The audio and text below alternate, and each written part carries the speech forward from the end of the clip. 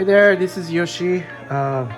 This is a unboxing. This is a gift from Kathleen Houghton. Some of you might know, recognize her name. She's from Oregon area, kind of a Pacific Northwest buddy, I would say. I actually met her at the Orchid show at Portland last year. Anyhow, yeah, this is a gift from her. So let's open it. Nicely packed, by the way. The temperature is the issue around here. It is not warm here, so she was also concerned about it. It came here, we got a notification, and oh, it smells something good, some sort of incense or something. Oh, look at that, babe. Oh, that's super pretty. No, this is not the fragrance, but so I believe this is the bloom. Of course, she is the orchid grower, so yeah, this is great. Let's see, put this away here really quick.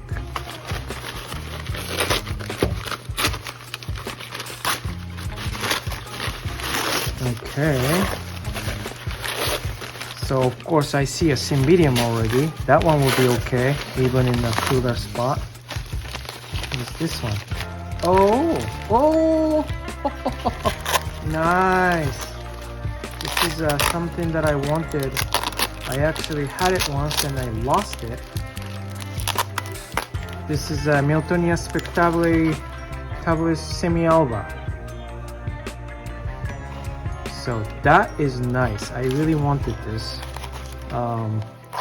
and for some reason I couldn't find it anymore, so that's nice.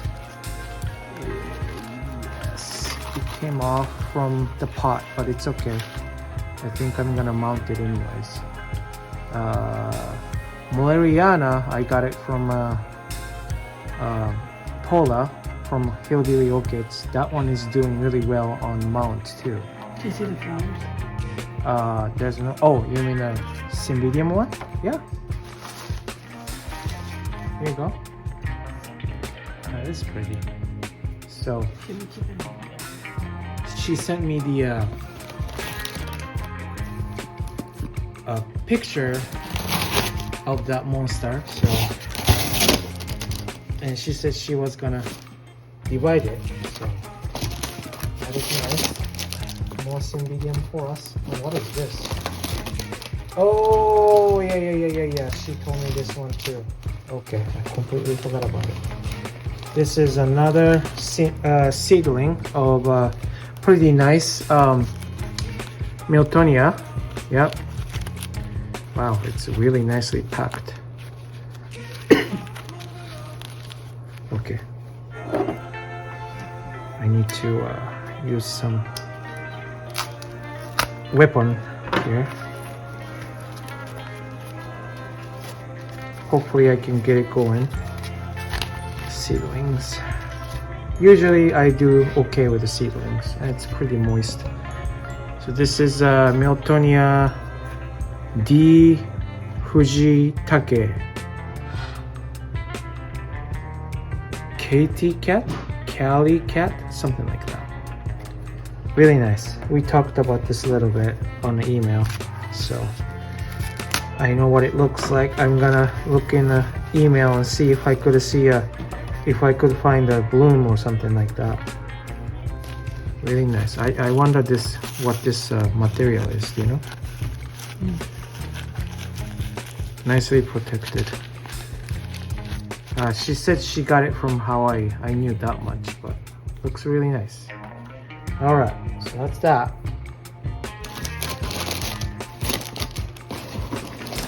Oh, heavy.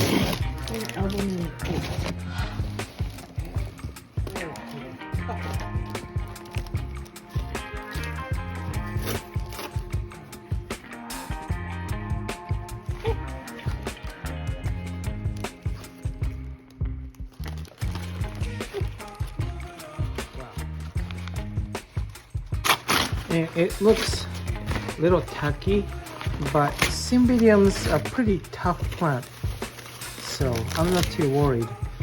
The one she got for me last year is already like rooting and everything, and this is a nice wow, this is a big one.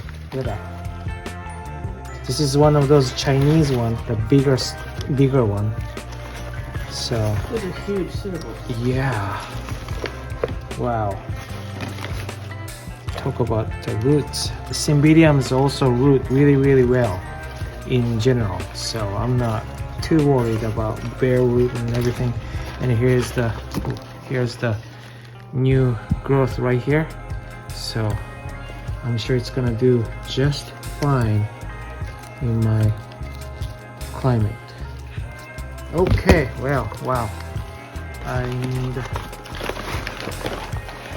a pot and do a potting up now, I guess, since this one's bare rooted. Okay. By the way, Cymbidiums actually are originally very well known for cut flower. They last pretty long time like that. So I'm gonna put it in the water, as that is my wife's request too.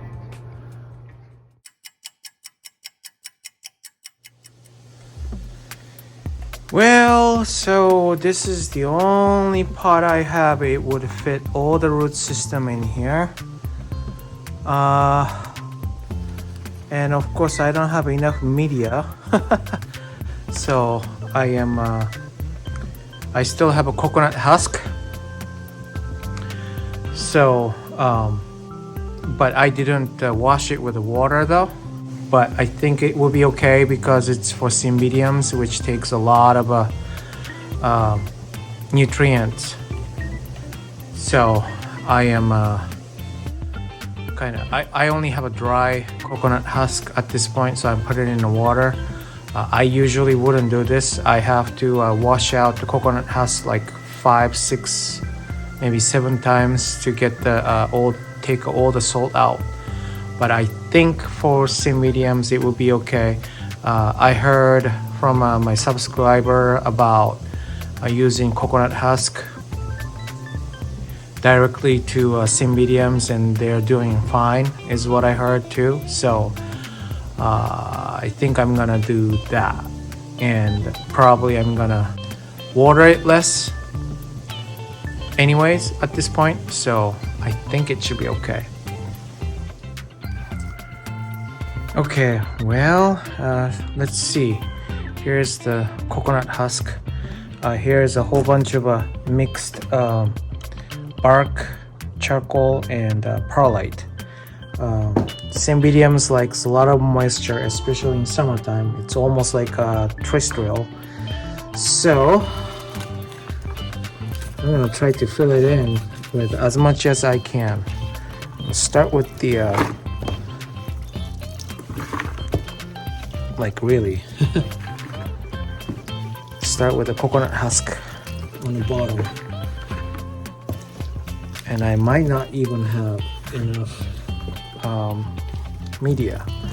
And then what I'm gonna do from here on is to mix up kind of, so it also can have a lot of aeration inside, and also fill in fill in. This is crazy. Thank you very much, Kathleen. Semi-alba, Miltonia, and the other Miltonia hybrid. I never had heard of that hybrid before until Kathleen showed it to me, and I actually love Miltonia's hybrid or species. So yeah, I'm pretty happy right now. And Cymbidium, I know what this is for. It's for my wife. She loves Cymbidiums, and Kathleen knows that. So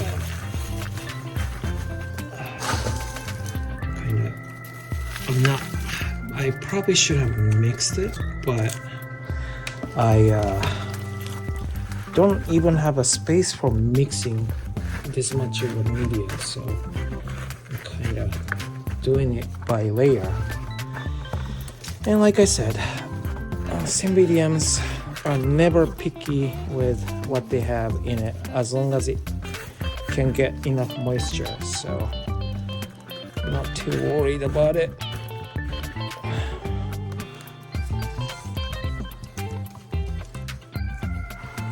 And it's rather a good season to think about the repotting. I have to repot my own too, so it's easier to flush this way with that coconut husk, just in case it's got too much of a high salt content. Really, I really shouldn't do this, but if I can wash out the salt as much as I can, then I think it will be okay.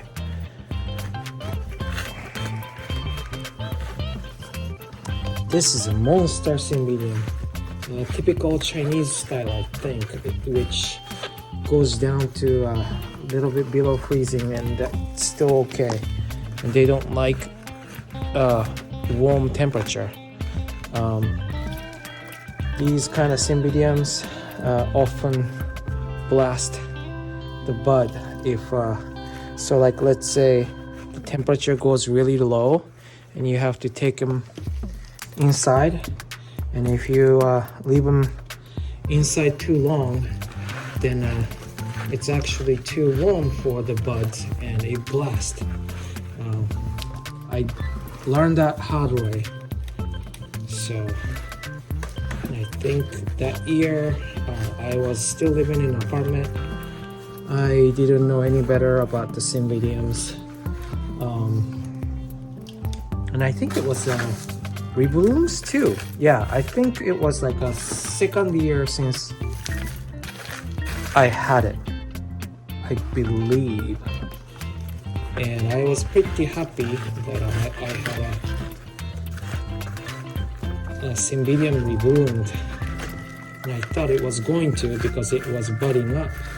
But then at the same time, I pull them inside, and that was the big mistake. I mean, it was probably okay, but the room temperature was too warm, so the bud didn't like it. And by the way, what I'm doing right now is trying to drop the media inside so the Cymbidium goes up. The Cymbidium pots are often very, very deep here because of the roots, how massive the root systems are. So what you want to choose as a Cymbidium pots, and sometimes there is actually a pots called the Cymbidium pots. It's for Cymbidium.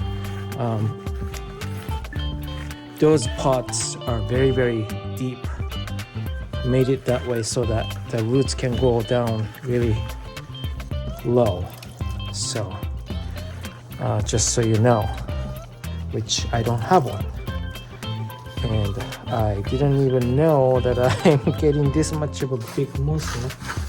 I wasn't ready, but like I said, sometimes improvise, improvise. And I really don't think Cymbidiums would die with the high salt content of coconut husks. I really don't.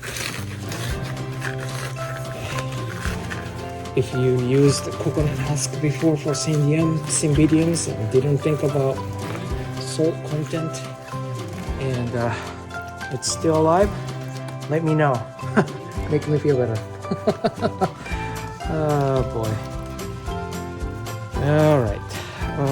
I think this is enough. Or should I go a little bit more? I do have more. Cymbidiums, because of that roots, you want a bigger pots.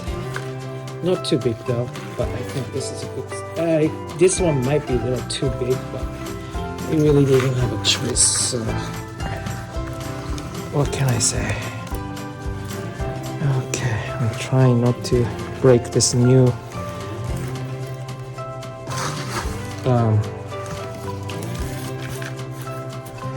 roots. I mean growth.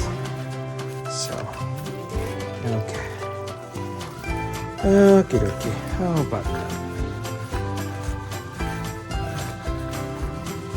And it can outgrow the pots really easy. So I think this is good to keep it intact this way. I can probably push it. And then like sometimes you see a lot of cymbidiums repotting video when they divide it. Oh boy. If you don't like to see a video where orchids roots are torn apart, that will be the one video you don't want to see. Seriously. I've done it before, repotting. I chop them, I tear them, but then cymbidiums just grow out the roots like nothing happened before. Seriously. So don't be afraid of chopping the roots when you repot the cymbidiums. This is a big cymbidium, and my wife really liked it. It's that clean yellow, clean color yellow.